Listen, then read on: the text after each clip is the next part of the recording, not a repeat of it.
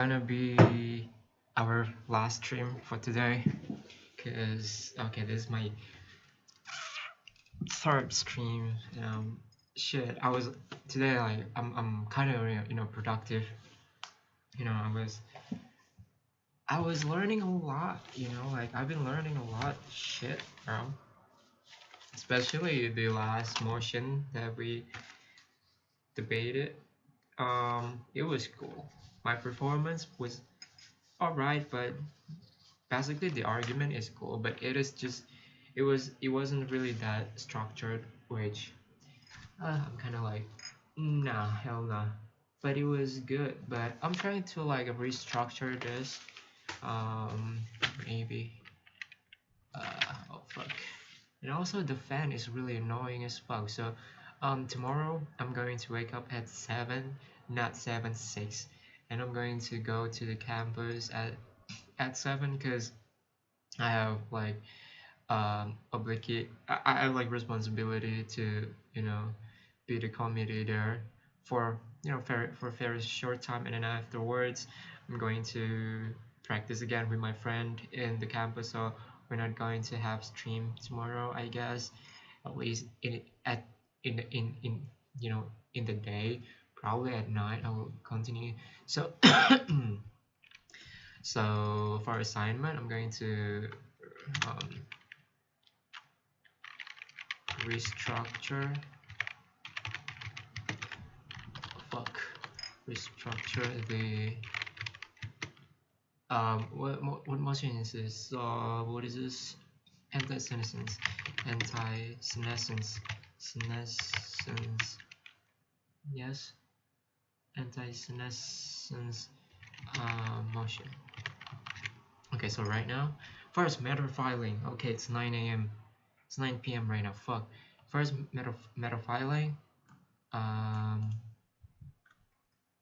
Yes, refutation. I also apply the flip refutation. Like I acknowledge first, okay, this is like true, but um, no, I mean like flip refutation is like, okay, this is the case, right? Okay, superstitious exists. Yes, I acknowledge that, but but yes, this is still will be this is still will exist in your world, but not in our world. Okay, so yeah, it was good. Done it, the flip refutation, and it was like cool. Debating is like playing. It's like when I play like game and then I just like clutch in the game. Like I just like really have a good moment. Like just like satisfying moment. Like beating the enemies because I am really bad you know gaming, so I think I have like my what is it oh shit, I don't know, I forget the word. I think what I am good at is, instead of game, is debating, I guess. Like not good, but at least like I can enjoy the shit, like because game sometimes I get really frustrated like quite often while playing games. So I wasn't really enjoying. But this, I mean, even if I perform like bad, if I even if like I am attacked by this very much better argument, it is still, the pressure is still like not really that. It's nothing, like it's just fun, you know what I mean? So I don't know, something will change maybe, but I don't know. But right now I feel good for real. So metafiling, I'm going to do metafiling. The structure must infinitely translate what you copied into linear flow. Yes, I already done that. Wait, I need Clippy. Is Clippy? I already done that into, not really, but it wasn't like really um exact linear flow, because I just like highlighting like the argument. Wait, where is it? The example? this motion. This one. I just highlighted. Okay, this is like the main argument, but there is no like, okay, this is the mechanism, the impact, something like that. Okay, so yeah, I wasn't really translating, but I'm gonna translate that later. I think it's important as well to translate that. And this is my argument, which I'm going to restructure. I don't know when, but I'm gonna save it later for later. And I'm going to do a little bit meta file for tomorrow's offline practice. So yeah, cool shit. I'm going to, yeah, I think I'm going to done this. I'm going to do this like to finish this right now because I think it's gonna be very useful if if I am the leader of opposition. It's gonna be useful to like just follow the pattern, to to make my brain familiar. Um, okay, structure, extension. Yes, I haven't been practicing the web speech. I don't know when. Oh fuck, man. Maybe I think the speech whip is just um like the every second speaker, like the DPM or DLO or yeah, that's the same. I don't know. I don't know. I don't really know. I don't really know. Okay, matter of fact, I will do that. Extension.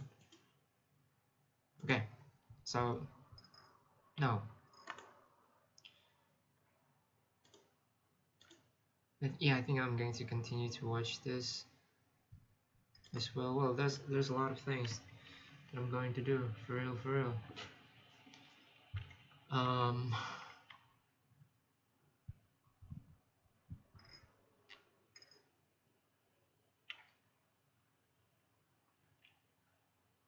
where speakers are addressing strong whips speeches addresses the most relevant topic in a debate. So listening to these speeches will often provide significant insight.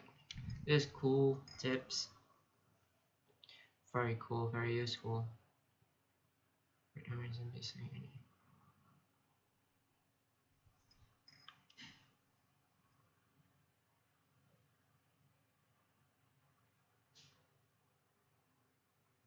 Cues. Yep.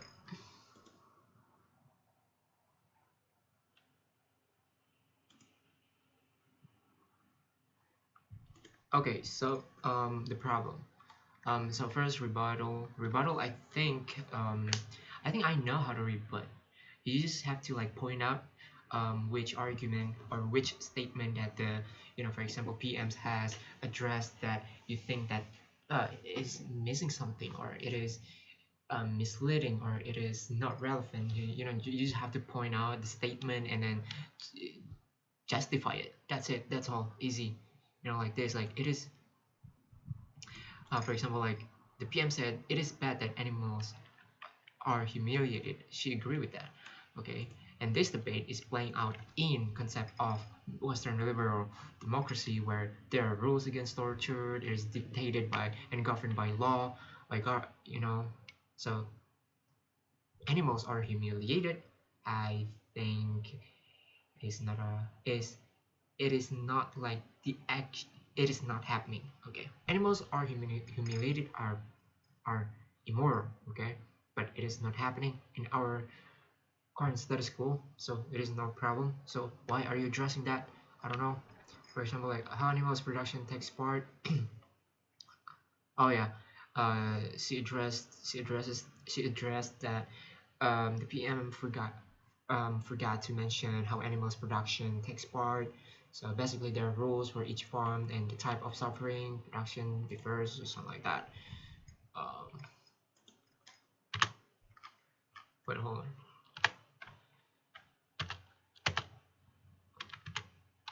Oh yeah, I'm going to like start the DPM debate, but the DPM part, but I just have to move on to other motion because like so I was bored with this motion. So yeah, And yes, so this is like the statement. I know that. I already know that. And it is also important. Signposting, I always forgot to mention the signposting. Sometimes like 3 points today, but before that, rebuttal first. Like 3 points today. So what's the point of saying that 3 points today? Like you don't mention like 3 points today. First, by killing animals is not necessarily immoral. Second, will this actually stop people from eating animal, or will it just desensitize or normalize animal? And I forgot, actually in my speech, I forgot I forgot how to pronounce rom romanticize, like romanticize. I think I don't know how to pronounce. I didn't know how to pronounce this. Romanticize. Romanticize. What the fuck, dude? Ramon? What? Romanticize. Romanticize. The fuck? Where is it? Dude, hell no. Okay. Romanticize. Romanticize. Okay, romanticize. Romanticization. Romanticization. Is that a word? Romanticization. Okay, cool. I don't think it is a word. Don't think so. Romanticize. It is a word. Yes, sir. Romanticization. Okay, cool.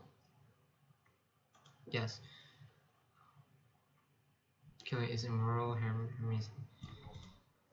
Easy. Rebuttal is easy. You just have to be like fast and convincing. Not fast, like exact, you know.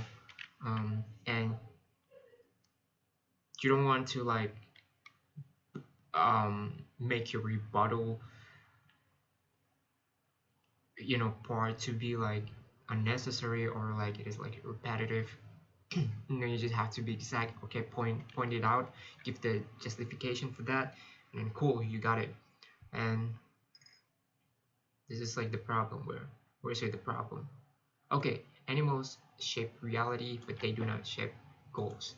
It is also she also addressed the conception of animals. Animals can feel, you know, love, pain, connection, etc. And it's also a rebuttal, but like no, it's not really like. I mean, like, what is? Yeah, I think it's not. It's not a rebuttal. Yeah, I think every time, if you are not PM, if you are not PM, I think your arguments is mostly going to be filled with rebuttals, right? Even if you are trying to give a new, like trying to characterize, you know, trying to like establish the what kind of concept that the motion is playing out. You know, you have to like um you you cannot avoid that you rebut someone like every time you say, because it is like that's the way to engage like with, you know, your opponent's argument, right? So yeah, so this is the problem. Animals shape reality, but in actuality I think it is like what is it, the flip reputation, proving that what the object is true is not likely to happen. um yeah, it is like it is not true. Okay, animals shape reality, okay, that's true, but that's not exactly the case, because that's not it. But I think we still think that based on this, you know, based on this like problem, I mean no, based on this claim that it is not harmful of in it is not harmful in act of killing animals, but if you deprive the beings or the possibility to shape future, yes, it is immoral pursuing or idea of ethics. Cool. So it is like the claim again. It is claim again. It is claim. It is claim. It is claim. These are a claim, bro. Like we're not taking. why is animal feel harm and etc. But the policy doesn't really deal with reducing act of harm. This is the mechanism, I think, and also the impact. I don't know. We're not taking anything away.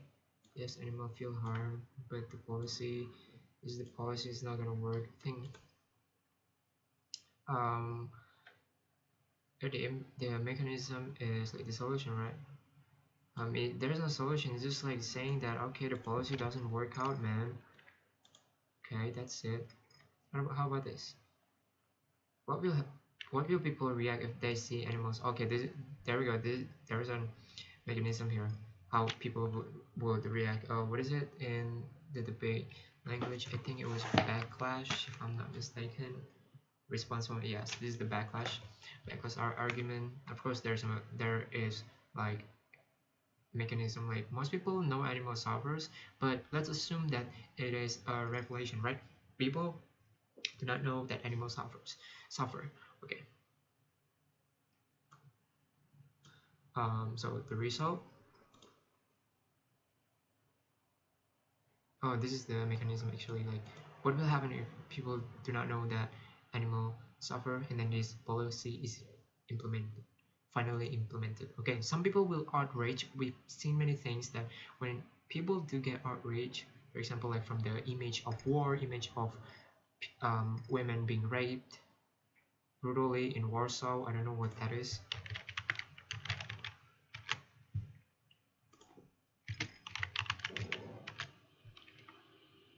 During Soviet occupation of murder, Germans murdered and raped while suppressing. Yeah, that's fucked up. Yeah, people will. Yeah, my reaction is like the example of this. People will get outraged. Okay, yeah, that's fucked up, man. That's fucked up for real. But like, that doesn't necessarily lead people to like engagement. Like, people will like do something. Like it's just like okay, this is fucked up. But I need to eat meat though. I need to eat this fish though. Like I need this. I need this.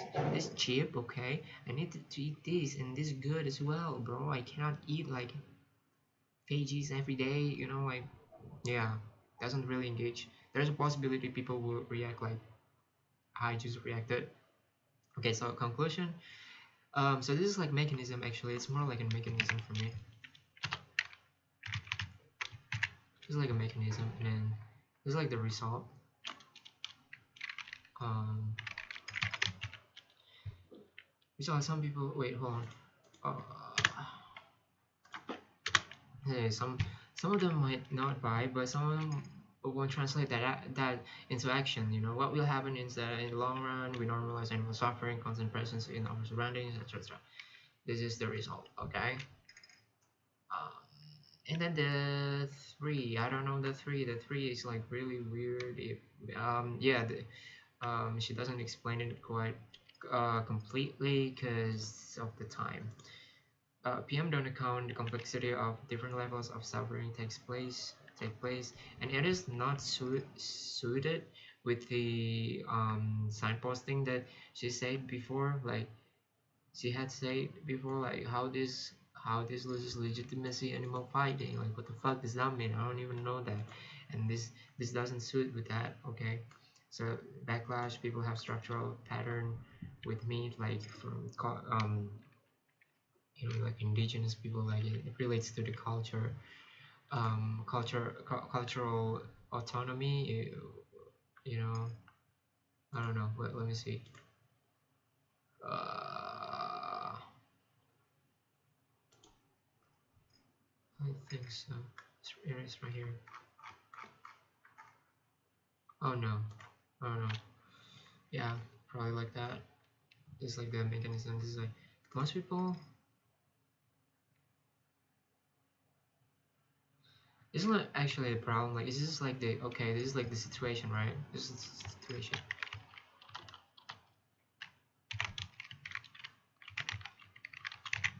Situation.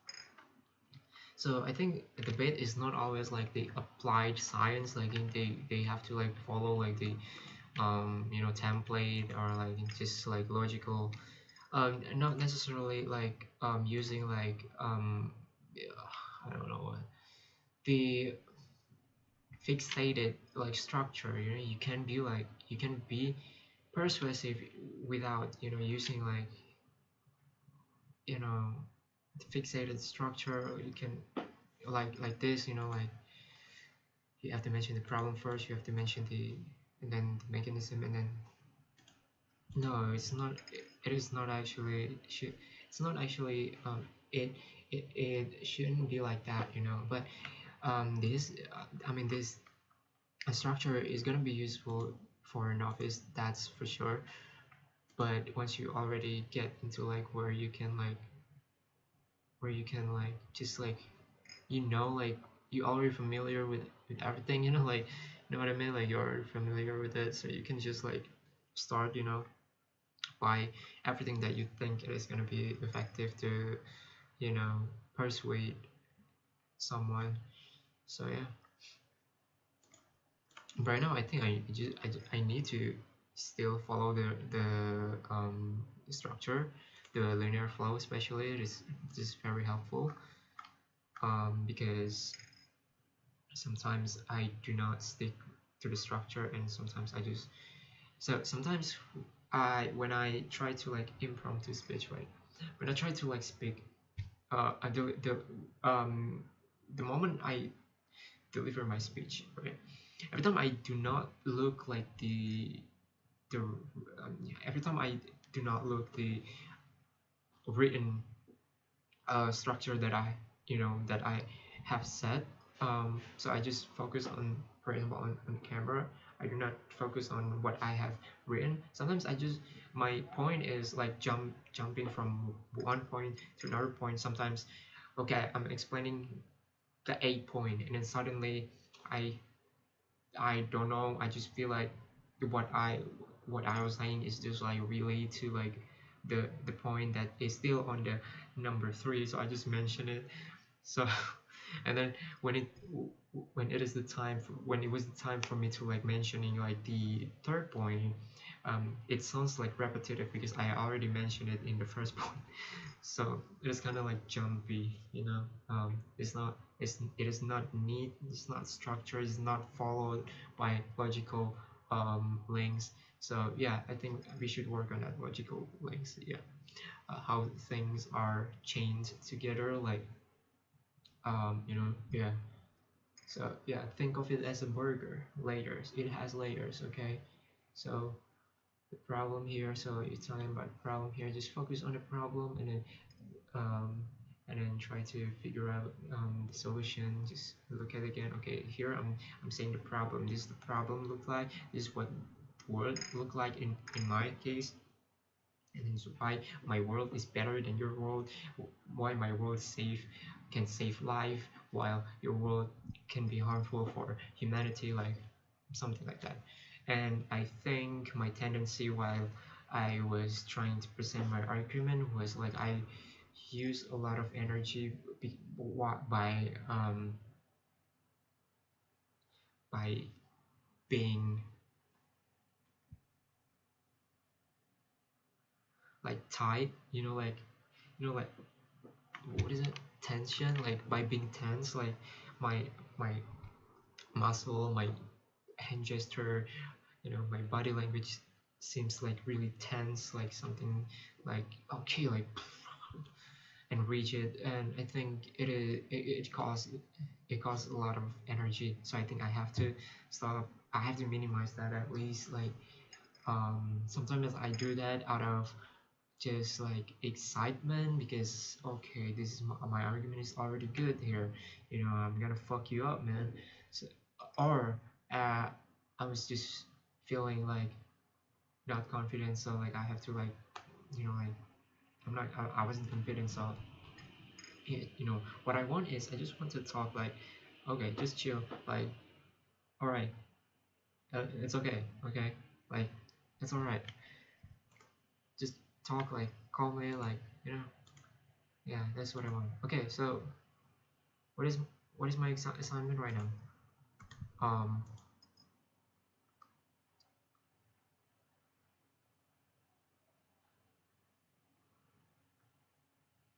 Wave speeches, yeah. No, I haven't. Meta filing, yes. I know I haven't done that yet. Oh. And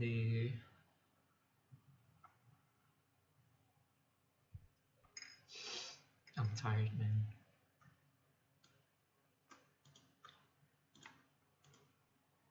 Yeah.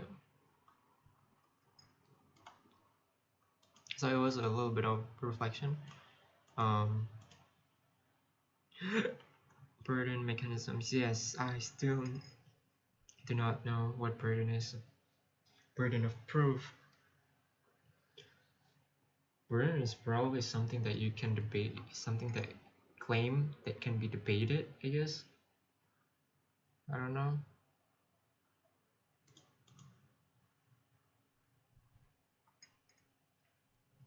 These kinds of things, right? Like, what are the kinds of questions that you're trying to answer? What do you need to prove to make sure an argument is comprehensive? This is where burdens of proof come in. And this is also a burdens that I'm like, bro, like, I have no idea, like, burden your mom or something. Like, I literally did not know what burdens meant. But what was super helpful is thinking about burdens just as necessary and sufficient conditions to fill, and the natural questions that someone might have when you are making a claim. And so it is helpful to then structure your speech in terms of these questions and almost use questions instead of normal signposting as a logical flow of your speech. For instance, I think a good example of this is like, let's say you're trying to prove with that trauma plots example that trauma plots help people, and almost use questions instead of normal signposting as a logical flow of your speech. For instance, I think a good example of this is like, let's say you're trying to prove with that trauma plots example that trauma plots help people become more aware and feel catharsis about the trauma that they experience in their personal life. So you might say something like this. What is the end point of my argument? The end point of my argument is to prove that trauma plots help the most vulnerable kind of people realize and actualize their emotions in ways that would not be possible through traditional media. Why is trauma plot, why is the popularization of trauma plot more likely to lead to rise of good kinds of media rather than bad kinds of media? Then you can give your mechanism. Why is this actively good for the most vulnerable people? You can give your mechanism. And why is this important even if there is some level of glamorization or trivialization or re-traumatization from these kinds of media? Then you can give your arguments. Like, that is kind of what I mean by proving your burdens. And I will say that Hadar's lecture is like, what changed my mind on a lot of these things and really opened my mind to sort of taking a burden-based approach to argumentation. And so, like, I guess what I mean by this is like, they're like in a mathematical proof, right? You don't just get from A to B. You have to have a threshold of analysis and logical steps that bring you from point A to actually point B. And a lot of the times, like, whether it's, you're trying to disprove something, proof by contradiction, or you're just trying to rigorously prove an argument is true, like, you cannot just like miss one piece or, kick out one of those pieces and assume that your argument still stands. So you must justify all of your conclusions, particularly the ones that are very non-intuitive. And the non-intuitive ones are the ones that are just most likely to be contested by a random person. And this is important, especially if you're opening, because like a lot of the times when you're like vertically extending on someone as closing, all it takes is just filling one burden that a team might have missed, whether it's not having a counterfactual or not being comparative or not having characterization. And so you must fill in those places that are most likely to be contested. Otherwise, your argument just has so many logical holes that it's easy for someone on your bench or on the other bench to quickly take it down. So burdens are what it takes to get from a premise to an impact. For instance, saying that more people are born equals more carbon emissions, right? So this is a common argument someone might make about why it's bad to have more people being born if you want to solve global warming is not a sufficient proof because it could be the case that the more people there are, the more innovation there is. And the more innovation there is, the more carbon capture there is. So burdens are what it takes to get from that premise to the final impact. And I think that there are two types of stories. Oh, so burdens is something that you have proof. So I see. Okay, okay. Let's go. Let's go. Let's go.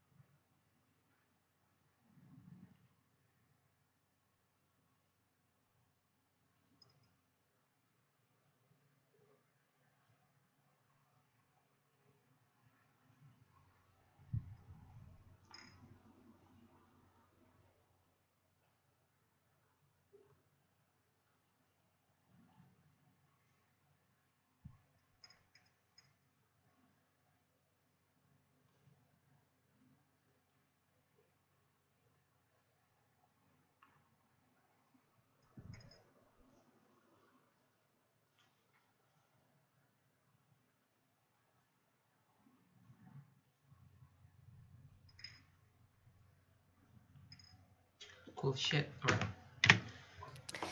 And D to E to F to G. That's what they call a link chain, or maybe, and prostitution or alcohol or cigarettes, to even something that you might not think necessarily applies to something like this House believes that the US should pay Panama significant per capita subsidies for detaining and repatriating migrants within the Darien Gap. So essentially, it's like you want to ban illegal immigration in the Darien Gap with Panama. And generally, the way that the debate plays out is you say ban is good because the activity it is banning is bad and has negative consequences. And the other side either says, no, the activity is not always bad. People should have choice and agency. And also, when you ban it, black markets that exist because there is no free market are often a lot worse. The black market could be underground prostitution, it could be black market drugs or cigarettes, or it could be new immigration routes through more dangerous areas that honestly just threaten the life of the migrants even more. What are the burdens of proof here? It's the same set of questions that you would ask through any kind of debate. What is the comparative, right? So what happens in the absence of a ban? What is the tipping point? Does the ban actually solve the problem that it is trying to address? Is there solvency? Sort of a similar thing, right? But is like the ban sufficient? Is there uniqueness? Are there other ways to accomplish the same goal? And is the benefit exclusive to one side only, or can something like regulation achieve the same thing? So again, these are the kinds of questions that you would want to ask. Let's say we're arguing that a ban is good. What are the current harms? You want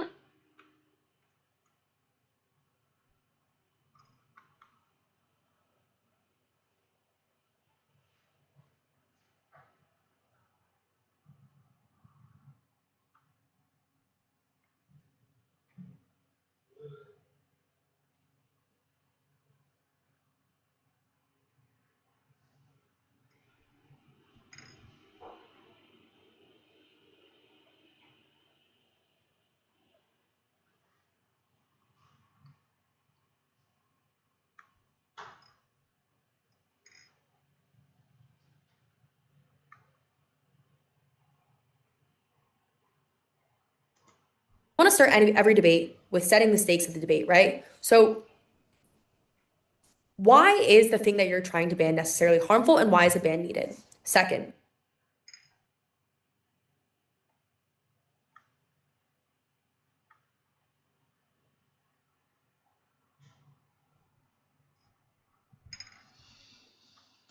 what does this ban look like? Third, why is the ban more effective at preventing the harms versus the likely counterfactual or comparative? For instance, it's not like if you don't ban cigarettes, it's going to be an entirely free market, right? It's not like if you don't try to, pay Panama subsidies for detaining migrants in the Darien Gap, it's just going to be free for all immigration. So what is actually likely to happen, and why is your policy better? And finally, admit that there are negative consequences, for instance, black markets, to the ban, but explain why it is worth the potential trade-offs because of the upside that it causes. So that's how I would structure the case. I would begin by saying the endpoint you're trying to prove, and then I would walk through these natural questions or the burdens that you want to prove and fill them in with reasonable mechanisms that prove the question or answer the question that you're asking. What are mechanisms, and how do you choose a good mechanism?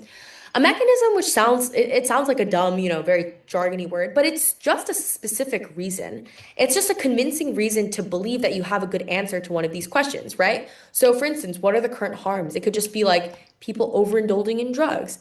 The fact that there are negative health externalities that people don't internalize, either to the people around them or maybe to their future self. It looks like, lobbying from corporations that prevent effective regulations. All of those things are mechanisms. And the mechanisms,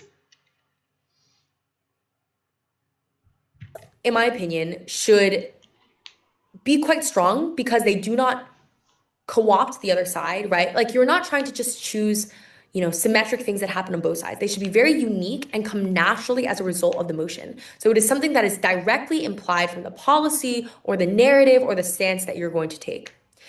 You also should be quite judicious with the types of mechanism you choose. You shouldn't just list a laundry list of 5 or 10 different things. In general, I think 3 strong mechanisms for each core premise or burden is more than enough. And you want to prioritize the reasons that you think are the most convincing. And if you need help, I think that's where you should ask your partner to step in and say, hey, I need a mechanism for this specific burden that we've come up with. Can you help me? So what you want to ask yourself is, are the mechanisms proportional to your impacts? Are they plausible and convincing? And are they comparative? And I think if you implicitly run through these questions in your mind every time you're proposing a mechanism or coming up with mechanisms, it will help you differentiate between things that are very good and persuasive and things that are relatively less persuasive and that you might want to deprioritize. So how I think this plays out in prep is after you've come up with the arguments you want to run, firstly, you ask your partner, what is the endpoint of this argument? Next, you say, what are the burdens that we need to prove this argument? You might leave some gap in between each burden. And then you say, what are 2 to 3 mechanisms that I can use to fill in each of these burdens? Quite intuitive, quite logical, quite, You might leave some gap in between each burden. And then you say, what are the burdens that we need to prove this argument? You might leave some gap in between each burden. And then you say, what are 2 to 3 mechanisms that I can use to fill in each of these burdens? Quite intuitive, quite logical, quite, sort of like mechanistic, I guess. That's kind of a bad word, quite organized. But in general, I think that's a very clean and simple way to construct an effective case. Here are some example mechanisms. If the burden you are trying to prove is why is the ban more effective at preventing harms versus the comparative of regulation? A few different things you can come up with. 1, bans are easier to enforce. It is easy to evade regulation because you can sort of skirt around it and you can find loopholes. 2, it eliminates legal gray areas or regulatory, and you can find a few different things you can come up with. 1, bans are easier to enforce. It is easy to evade regulation because you can sort of skirt around it and you can find loopholes. 2, it eliminates legal gray areas or regulatory capture. Very oftentimes when you have loose regulation or you don't really ban the sale of something, it's easy to backslide, especially if there's things like lobbying or politicians have an incentive to appeal to certain kinds of electorate, whereas a ban is a wholesale ban and there's just a clear bright line. It is yes or it is no. 3, maybe you just need a ban because the kind of thing you're talking about has high externalities. So like, we just believe that even if there's regulation, there's still marginal harms from consuming a regulated version of that thing, whether it's drugs or alcohol or an illegal activity, right? And so any kind of marginal harm is unacceptable, therefore we should ban it. Fourthly, bans change social perception. So instead of people having to figure out, is this legal or is this illegal, right? Can I get a medical card to consume marijuana? Can I sort of get a medical prescription for opioids? They don't have that decision fatigue and they just know to stay away. Maybe finally, bans are just simpler and cheaper for the government because it's better to enforce, which then creates innovation because companies, instead of trying to work around it, innovate ways. For instance, if you ban carbon emissions over a certain amount, then it says, no, the activity is not always bad. People should have choice and agency. And also when you ban it, black markets that exist because there is no free market are often a lot worse. The black market could be underground prostitution, it could be black market drugs or cigarettes, or it could be new immigration routes through more dangerous areas that honestly just threaten the life of the migrants even more. What are the burdens of proof here? It's the same set of questions that you would ask through any kind of debate. What is the comparative, right? So what happens in the absence of a ban?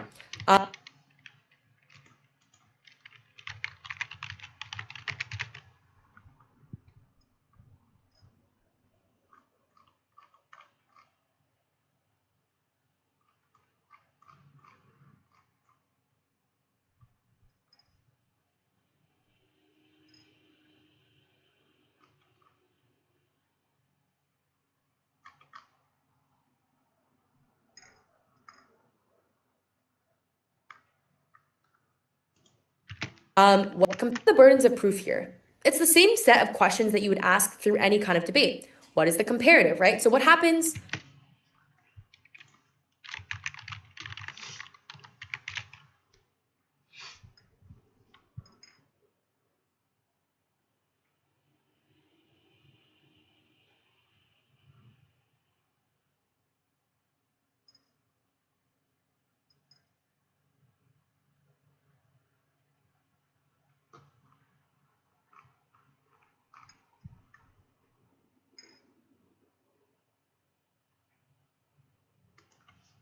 Same set of questions that you would ask through any kind of debate. What is the comparative, right? So what happens in the absence of a ban? What is the tipping point? Does the ban actually solve the problem that it is trying to address? Is there solvency? Sort of a similar thing, right? But is like the ban sufficient? Is there uniqueness? Are there other ways to accomplish the same goal? And is the benefit exclusive to one side only, or can something like regulation achieve the same thing? So again, these are the kinds of questions that you would want to ask. Let's say we're arguing that a ban is good. What are the current harms? You want to start every debate with setting the stakes of the debate, right? So why is the thing that you're trying to ban necessarily harmful and why is a ban needed? Second, what does this ban look like? Third, why is the ban more effective at preventing the harms versus the likely counterfactual or comparative? For instance, it's not like if you don't.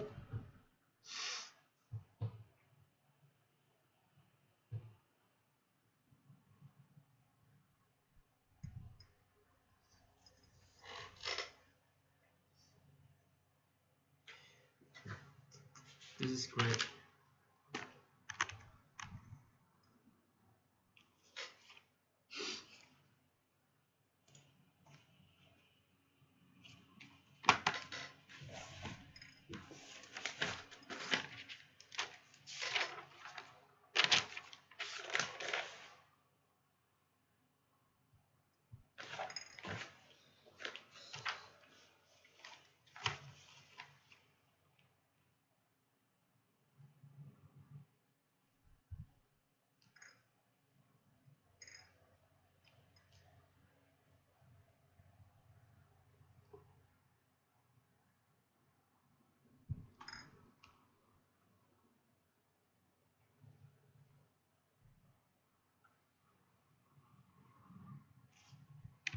Achieve the same thing.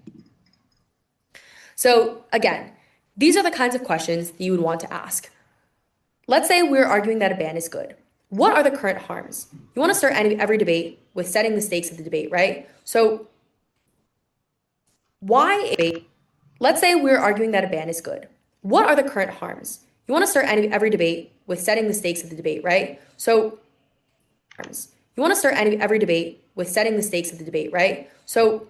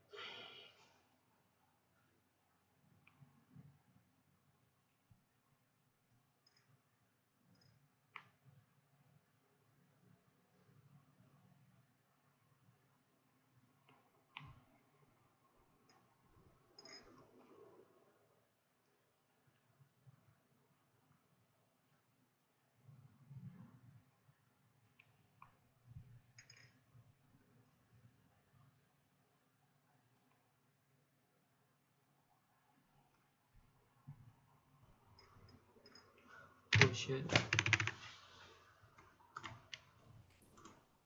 Why is the thing that you're trying to ban necessarily harmful, and why is a ban needed? Second, what does this ban look like? Third, why is the ban more offensive? It's the markets, or any reason.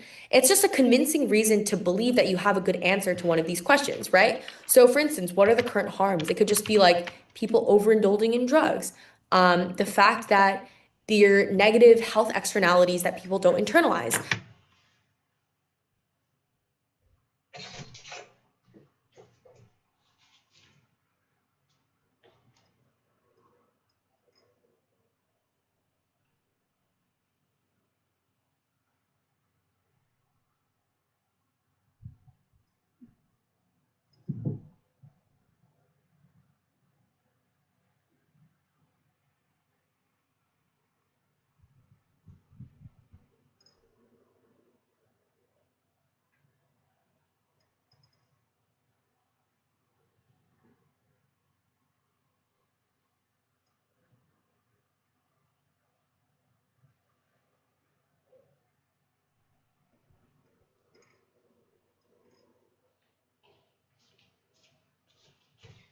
Strategy, I think my strategy is pretty common. I think my strategy is pretty common. Either to the people around them or maybe to their future self. It looks like, you know, lobbying from corporations that prevent effective regulations. All of those things are mechanisms. And the mechanisms, in my opinion, should be quite strong because they do not co-opt the other side, right? Like you're not trying to just choose, symmetric things that happen on both sides. They should be very unique and come naturally as a result of the motion. So it is something that for closing, I think I'm going to implement what I have learned, especially the case structure. I think this is gonna be very good for the opening. This to set like the stake. Hold on. Yes. Stake is the framing. Yes, the framing. So I'm going to use, for example, like where is it?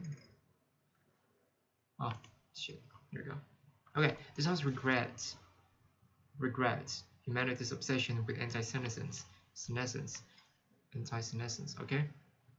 So what are the burdens of proof here? The comparative, the burdens of proof is like we have to choose like what is the problem, like the premise, and then what is the um, the possible impact. Okay, so let's say I am the government here. So the problem with anti-senescence, the main problem, okay, there are lots of problems definitely, but we are going to choose the most prominent, the most important, which I think overpopulation. And what is the end? What is the end of it? Like because more people are, oh no, overpopulation. More people are getting older. Very no, so because of the health span of people now 2 times, for example, not really, too, that's too extreme. Slowing down, right? Slowing down. No, it's not like the humanities, like it is not like, okay, people now in our status quo is like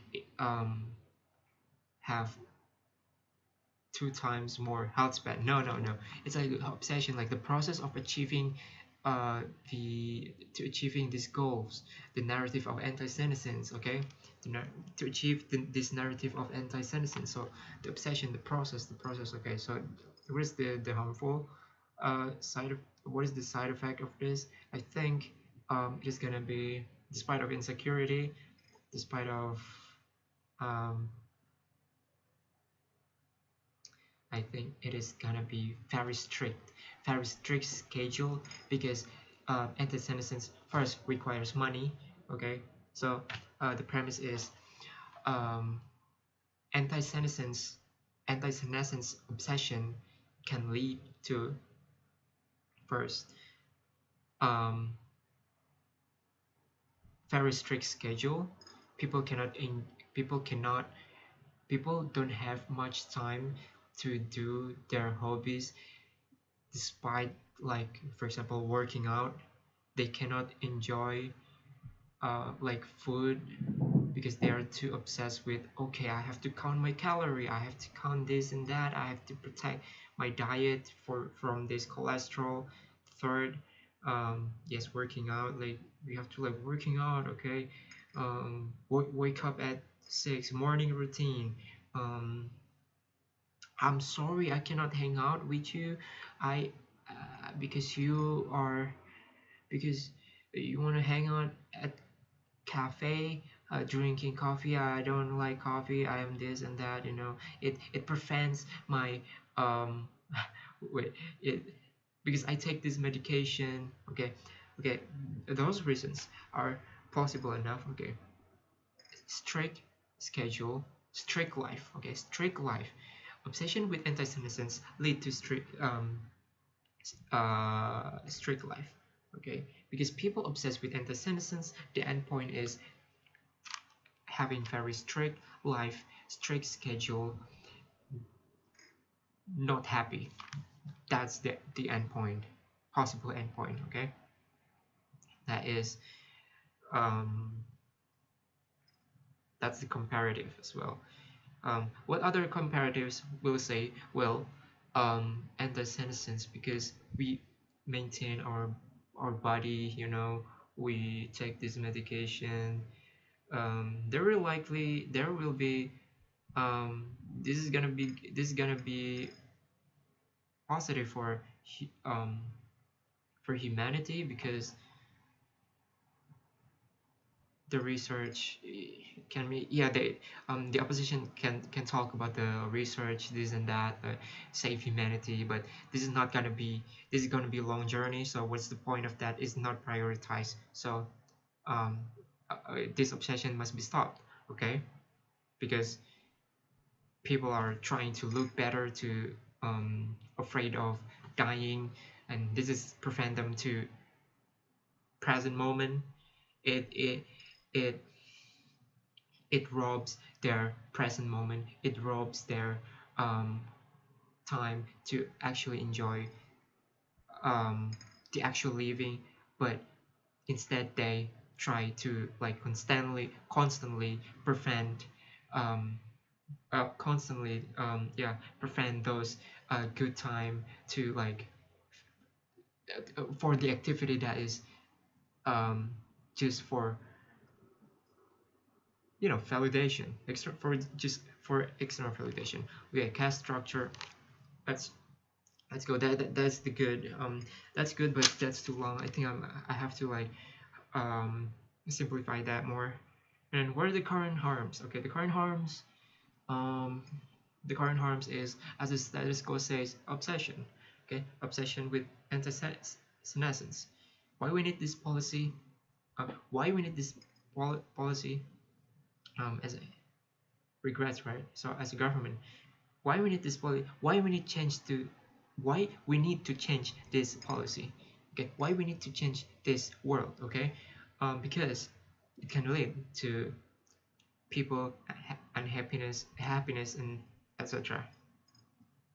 Okay, so if I can link those um, a part of argument into one fully argument, I must say like this.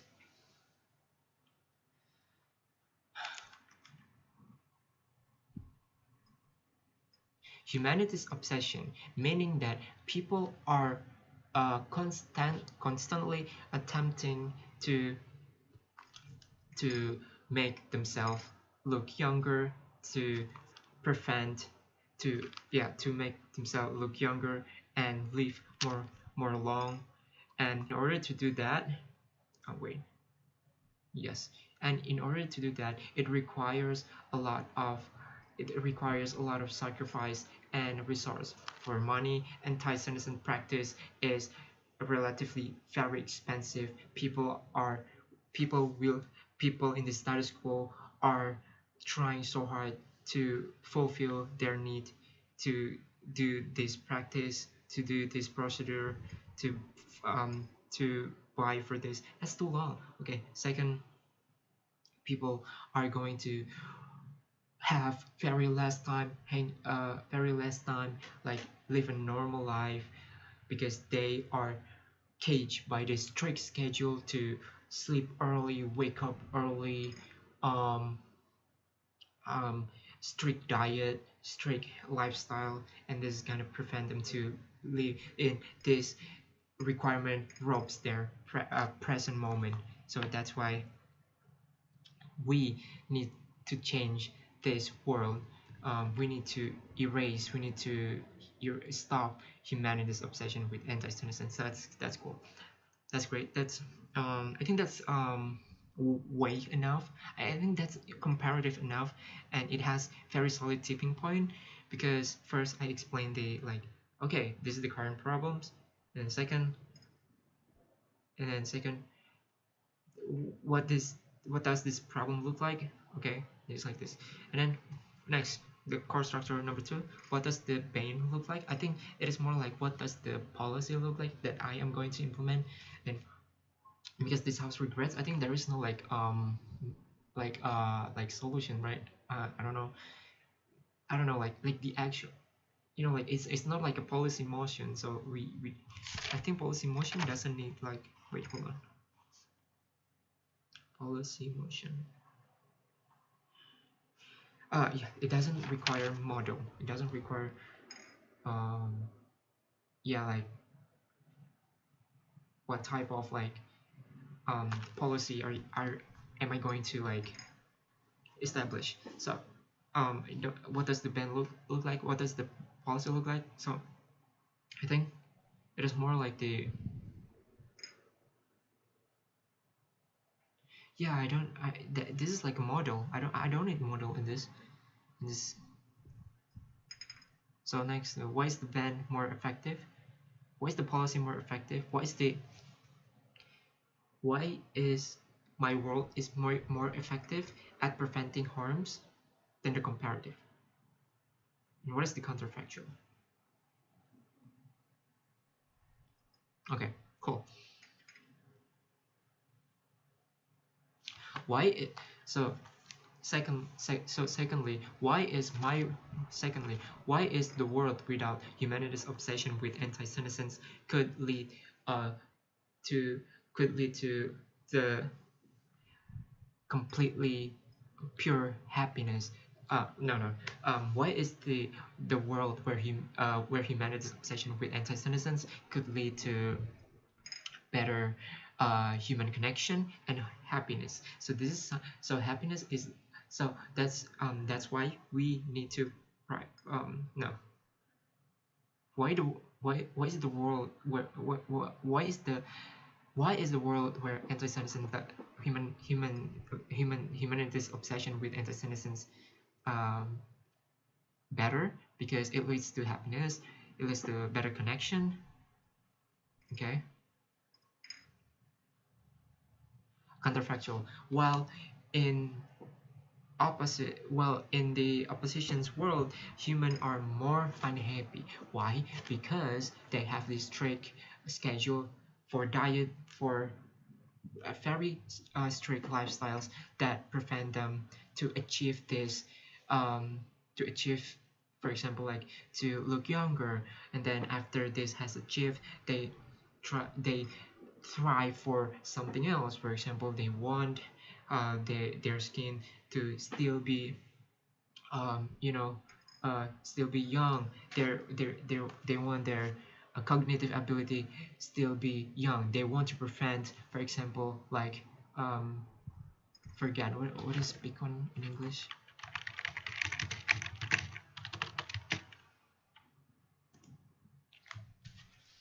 Senile.